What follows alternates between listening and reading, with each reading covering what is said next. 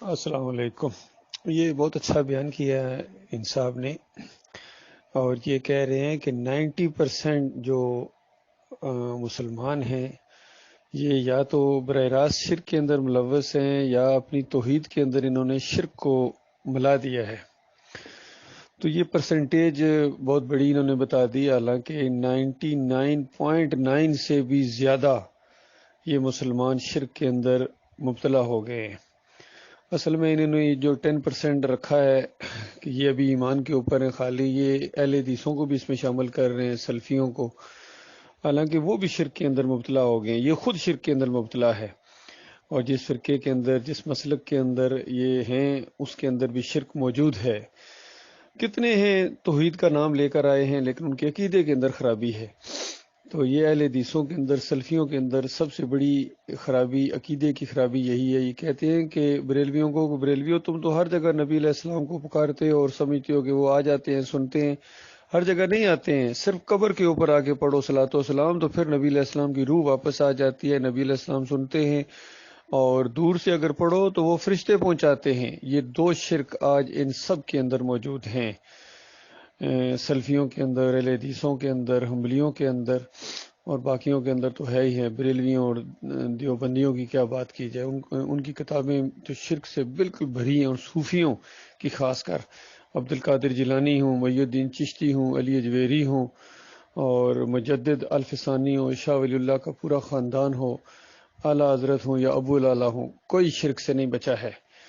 اور اسی وجہ سے آج مسلمانوں کو ہر جگہ مار پڑ رہی ہے۔ انہوں نے اللہ کی کتاب کو بالکل چھوڑ دیا ہے، پسے پوچھ اس طرح چھوڑ دیا جیسے جانتے ہی نہیں۔ بالکل اب یہ ایک ثواب کی کتاب یا اصال ثواب کی کتاب یا قسمیں اٹھانے کے لیے یا عدالتوں میں حلف لینے کے لیے یہ کتاب رہ گئی ہے، یا شادی کے موقع کے اوپر بچیوں کو تحفہ دینے کے لیے یا اس کے نیچے سے گزارنے کے لیے یہ کتاب ہے ان کے نزدیک۔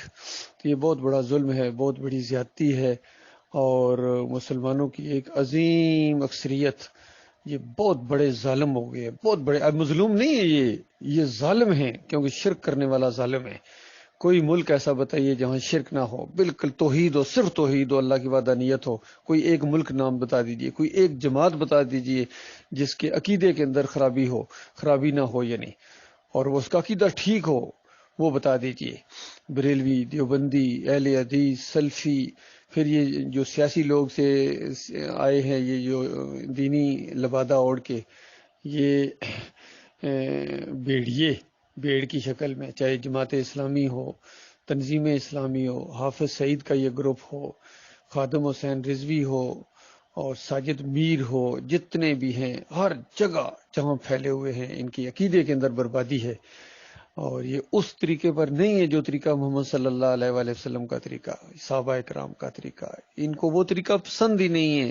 اس طریقے کا اگر ایک ہلکا سا نمونہ پیش کر دیا جائے تو یہ بے ایمان اس کے اوپر جھپٹتے ہیں، اور اس کو مٹانے کے لیے، اس کو پیچھے ہٹانے کے لیے یہ ایڑی چوٹی کا زور لگا دیں گے۔ ان کی تبلیغی جماعت، تبلیغ کرنے والی جماعت، یہ زکریا صاحب کی دیکھیے، اس کی کتاب کس طرح شرک اور کفر سے بھری ہوئی ہے۔ اسی کتاب میں آپ کو ملے گا کہ حضرت نے قبر سے نکل کر اونٹ کو ذبح کر دیا، حضرت نے قبر سے اشرفیوں کی تھیلی پکڑا دی، حضرت نے قبر سے ہاتھ ملا دیا، حضرت قبر میں سب کچھ کرتے ہیں۔ بتاؤ پھر وہ اللہ جو کہتا ہے اموات غیر احیاء، یہ مردے ہیں، ان کے زندگی کی رمق تک باقی نہیں۔ وما یشعرون ایان یبعثون، ان کو یہ بھی شعور نہیں ہے کب اٹھائے جائیں گے۔ وہ کون سے مردے ہیں؟ انک لا تسمع الموتى، آپ مردوں کو نہیں سنا سکتے۔ اللہ کہتا ہے مردوں کو نہیں سنا سکتے، یہ مردے ہیں، مردے نہیں سنتے ہیں۔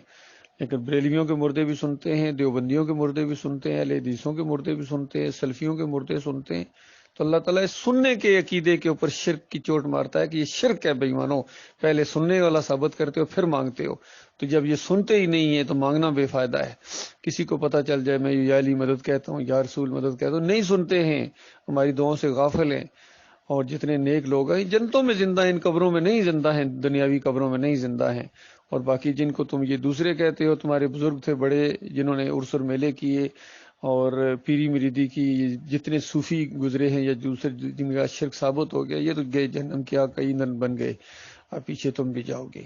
یہ حال ہے اللہ کے بندو، یہ مسئلہ ہے، اصل مسئلہ ہے۔ جب تک یہ مسئلہ حل نہیں کیا جائے گا کوئی خیر اس امت کے اندر نہیں آ سکتی ہے۔ نیا پاکستان کیا کوئی چیز نئی نہیں بن سکتی ہے، نیا یہ سب پرانا ہی رہے گا۔ اگر عمران خان کی حکومت آ بھی جائے تو کیا ہوگا؟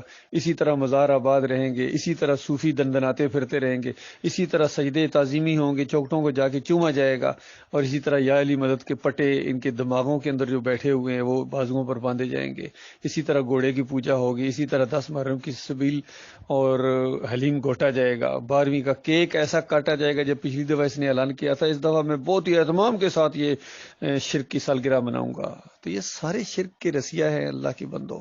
جب تک ان کی ہوا کھیڑ نہ دی جائے، جب تک ان کے چہرے سے یہ جو تقدس کا ایک بھوت انہوں نے سوار کیا ہوا ہے، چادر اوڑی ہوئی ہے، جب تک اس کو کھینچ کے اتارا نہ جائے اور بتایا جائے پوری دنیا کو کہ یہ جو کہہ رہے ہیں میں تمہیں کلمے کا مطلب بتاتا ہوں، یہ خود کلمے کا سب سے بڑا غدار ہے، چاہے یہ فضل الرحمان ہو، چاہے عمران خان ہو، چاہے یہ طارق جمیل ہو، طاہر القادری ہو، تقی عثمانی ہو، جتنے بھی یہ پھیلے ہوئے ہیں سارے کے سارے کلمے کے دشمن ہیں، اصل میں ایمان کے یہ بات نہیں کرتے ہیں، ایمان خالص کی بات ان کو معلوم ہی نہیں ہے۔ یقین کیجئے ان کو ایمان کلمے کا مطلب ہی ان کو نہیں آتا ہے، چاہے جتنے مرضی بڑے بڑے وکیل ہوں، بڑے بڑے مفکر ہوں، نعرے بھی انہوں نے لگائے ہوں پاکستان کا مطلب کیا، لا الہ الا اللہ، اور پوچھا جائے لا الہ الا اللہ کا کیا مطلب ہے، وہاں یہ گونگے شیطان بن جاتے ہیں۔ یہ نہیں کہیں گے اللہ کے علاوہ کوئی داتا نہیں ہے، کوئی دستگیر نہیں ہے، کوئی مشکل کشا نہیں ہے، حاجت روا نہیں ہے، یہ باٹی والا داتا نہیں ہے، عبد القادر جیلانی کچھ بھی نہیں کر سکتا، محی الدین چشتی کے پاس ہے کیا جو کسی کو نوازے؟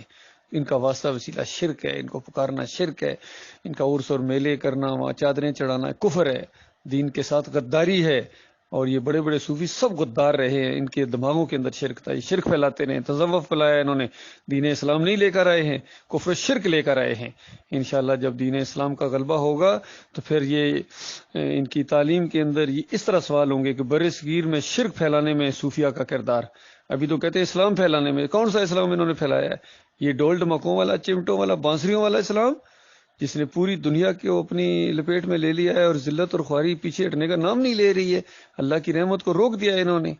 تو اللہ کے بندو جب تک اللہ کی طرف رجوع نہیں کرو گے، تھوک دو ان فرقوں کے اوپر، ان مسلکوں کے اوپر اور اس جمہوریت کے سارے نظام کے اوپر، یہ شیطانی نظام ہے۔ اللہ تعالیٰ غور و فکر کرنے کی توفیق عطا فرمائے۔